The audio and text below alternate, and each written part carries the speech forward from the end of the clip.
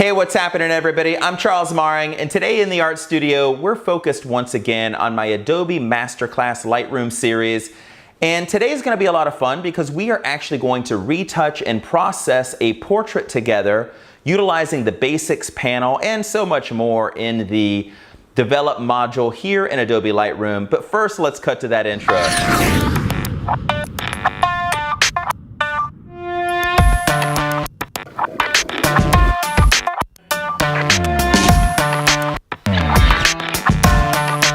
Part one, we talked about the import module. Part two, we went into the library, talked about organizing photographs. Part three, we talked about a little bit of the basics of the develop module. Today is the fun part. We're diving in and creating some images and processing them together. So let's get over to the computer and make it happen. So if you caught my last series, we have a collection of photographs here in Adobe Lightroom, a bunch of portraits. And what I want to go into today is actually retouching one and moving it forward so that you can learn a little bit about the basics and how to do that. Let's dive in. If you look up here in the upper left section, I want to talk first about the Navigator before we go any further. And the reason being is as we retouch, you'll want to know a little bit about the Navigator section of Adobe Lightroom. So here, we have it fit to screen here, which kind of fits it in this little section here. If we go to fill, it brings it and fills in this area for Lightroom. If we hit 1:1, it brings it into 100%. This is ideal for retouching. And if we go into 3:1, obviously it's a 3:1. So zoomed in, way too much for doing any kind of retouching. I generally like, if I'm retouching a single person, like to be kind of forehead to chin. It's a perfect place to start. So we're going to dive into this. Let me fit it to screen first. And before we retouch, I want to talk about this image in a little bit of more detail and how I know that it's a perfectly exposed image. And if you saw our last video, you'll know that as well, because I have not clipped any of the highlights. I have not clipped any of the shadows. But with that said, it's still a little brighter than I want it to be for her particular skin tone. So I'm just going to come down here in the Basics palette here, and I want to change just the highlights and bring that down. If you look up here to the histogram, you'll see what's happening here. We are dropping it down to a section, and you'll see those numbers that we're at -56 on the whites here. Now I know visually, because I do a lot of printing, that that's about where I need to be for this particular skin tone and this particular image. You definitely don't want to clip your highlights on screen, and you definitely want to keep your highlights even below that, because when you go to print, the printer you're printing on may not be able to print those bright values, those highlight values. So always stay just a little bit under when you are doing that. So we're in a good spot here to get started. We're going to crop this. Make sure to catch my last video on the crop tool to learn a little bit about the crop tool and all you can do. We're cropping to an 8:10 because it is a portrait. So I'm just going to bring this in here, click return, and we now have a perfectly cropped photograph as well. So let's get to retouching. How do we do it? Well, first let's go 1:1. So we're zoomed in just a little bit here. Bring it to forehead to chin. And now I'm going to go over to this section on the far right, upper far right, and we're going to grab the spot removal tool. We could click there. We could also click Q on our keyboard to bring it up. The spot removal tool, we can adjust a lot of different ways. We can adjust the size using the sliders. We can adjust the feather of the brush as well using the sliders, the opacity or how strong the effect is. I'm actually going to keep it at about 70%. There are actually two tools here as well. There's the clone tool, which we'll talk about in a later video. The clone tool clones a specific part identically to another. The heal tool is a little bit better for retouching, so we're going to use the heal tool today. I'm going over to her face here, and I want to make it another point here. You can use your mouse, just like you're scrolling a web page, to decrease or increase the size of your brush. So basically, I'm going up to this upper blemish, and she has such a great complexion, very few blemishes to worry about. So I'm just going to go and get a brush that's just a little bit bigger than her blemish here and click on it. And what Adobe Lightroom is going to do is it's going to sample a section very similar to the tonality and skin tone of the area that we clicked. And now we can even move that around if we wish to get different effects and see if we can improve upon it. We can increase the size of what it's sampling as well if we wish to at that point. And this kind of just shows you how it is in relation to where we clicked. Let's just click through and allow it to do its thing, remove a few more blemishes or soften them up, and allow Adobe Lightroom to do its thing and do its magic. Click a little there. Let's increase the size of the brush over here just a little bit for this one. Okay, we're here, good. Here, good. And now we have to be careful though, because there's a chance that Adobe Lightroom may select an area where a blemish already is, and we don't want that to happen. And that's where moving this around really comes in handy, and the ability to move it around, I should say. So perfect, that worked. And the cool part is you can visually see whether it worked or not with ease. Little blemish there, we're gonna decrease the size for that one, good. If you press the space bar, it allows you to move your image around so you can see what's in your way and get it out of the way with ease. Good, that'll work. Cool, not too much more to do. But isn't it cool how it kind of finds for us the tonality of skin, where we want to sample and what we need it to be? Just kind of saves us a little bit of thought process as we're doing this ourselves, which is really helpful. Pressing space bar, moving up, maybe just a couple little more. The other thing that the heel brush is good for is kind of, you know, our dark circles under eyes. I have them all the time, doesn't matter what the lighting is. So I'm one of those.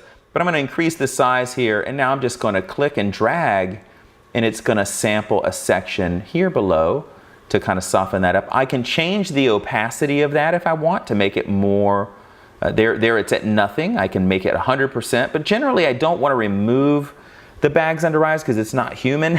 I just want to soften them up a little bit. We'll do the same on the right hand side here and just kind of do that. Now you'll see where it's sampled in her hair here, that's not going to work. So I'm just going to click and move that kind of right up here. That should work right underneath it. And now if we want to see all of our samples, that's perfectly fine. If we hit the H key, think of H for hide, it will hide all of those. We want to bring them back, click H again, we can get back in, and then we can actually adjust and move them as much as we want. Again, I'm going to click the H key here to do it. We can also see before and after by clicking the backslash and see kind of before and after what we've done here. So that is the healing tool that allows us to do some spot edits here. Let's go back out to fit to screen here and take a look at what we've got. Now there's another thing that I will do quite often with a portrait especially, and that's to soften it a little bit. Now digital cameras happen to capture imagery so sharp that I find that in portraiture they can use just a little bit of softening. So I'm going to use just the basics panel here on the right hand side, and I'm going to bring the clarity down just a little bit. Let's bring it down to about 15%. You have to be careful because if you overdo it, let's zoom in and show you, you know, it kind of gets this weird posterized kind of effect. So be very careful at the amount that you do this. But I find that this really makes highlights really beautiful. And so anywhere between, if you want to do it lightly, maybe 15%. If you want to go a little heavy, go maybe 25%, something like that. But any more than that, it starts to posterize a little bit and look a little bit strange. But I love how it gives a nice soft roll off to the highlights and facial features when we do that. So softening of images is something that I'll do quite often. And then if I want to give it, still bring some sharpness back in, I can always go back to the sharpening panel and sharpen just a little bit if I want to give that a touch of a sharpness but still have that soft glow to the face. Zooming back out. Let's go back out even further.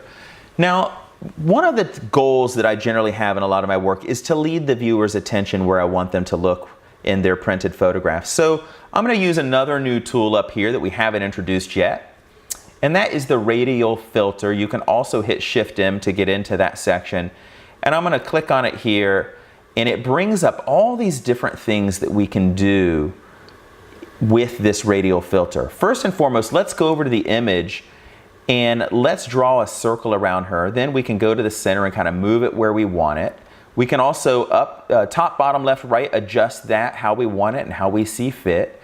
And anywhere there is red here, it's going to gradually add that effect to the red section. So what I want to do here is I want to add just a hint of vignette to this. So I'm just going to darken this down a little bit. I'm probably going to overdo it to start, just to show you. Let me click on the radial filter again. Actually, that's not too bad. That wasn't too bad on what I added here. You can see it's maybe a little dark in this section here, but my next move is going to adjust that. I like using the radial effect and radial filter more than the vignette filter because it seems to be more gradated and more gradual. So food for thought. The next brush I want to talk about here, or next tool, is the brush. Far right next to that radial filter, and it is called the adjustment brush. You can also hit K to bring up the tools. All the same tools are available here to us to add effects to our image. And this is a little bit different because it's adding effects based on where we brush it instead. And we can down below decide how big we want the brush to be, how feathered we want it to be, how do we want it to flow 100% or just be subtle, and so on and so forth. So I'm going to click and just now go around this image, and I'm going to make sure to stay kind of out of her hair for the most part here, right to the edge of her arm. And I love this background, and this is why I'm doing this. I love this floral kind of glow background here. So what I want to do is I want to brighten that and give it a little bit of pop. So the way I'm going to do that is, now that I've added my brush, which I can move around as well, as you can see, if I wish to. In fact, right where it's on her hair up there, I probably should. And I'm going to bring the exposure up ever so slightly, bring the shadows up ever so slightly. I also want it to have a little bit of a pop to it, so I'm going to saturate ever so slightly. And I'm going to bring the clarity slider back to make the background even softer than our subject. Give it a little softness. Now when I click out of this, we'll see the red disappear, and we'll see this background kind of come in and be a little bit prettier, a little bit brighter. Again, we can click on the brush again, select our selection, and we can still adjust that once again if we feel that we overdid it a little bit, and make those adjustments. We can also add a secondary adjustment if we want to, like this upper section here. Maybe that's a little bit too dark where the way the lighting fell. I'm going to click New, and now I'm just going to kind of brush up here a little bit and bring that exposure ever so slightly brighter. Click the brush again. Might need just a little bit more even. Bring it up a little bit more, and now, yeah, so see, that matches the image just a little bit better. I think it could use a little more vignetting though, as we saw earlier, so I'm going to go ahead and get back to our radial filter, click on it, and let's just give it a little bit more of a vignette now that we've kind of evened things out. And so that's a good starting point to this photograph. You could certainly go to print directly right here and now.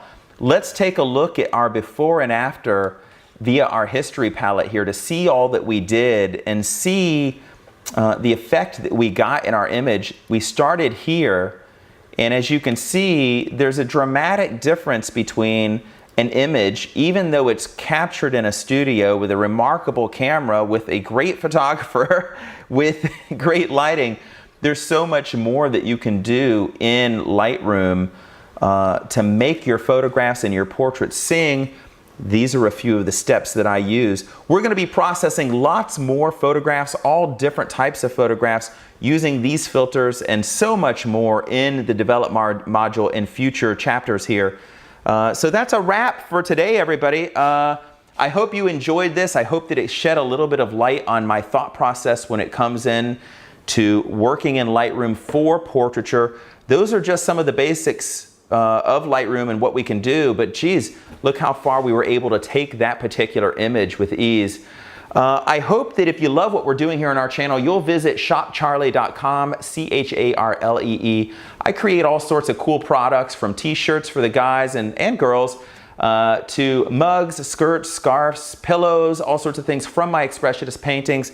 That's how you can show some love and show support for our channel, and how we can keep just developing all these videos for free and having fun doing it, having fun sharing here on our channel. I appreciate you, everybody. Have a great one. Take care.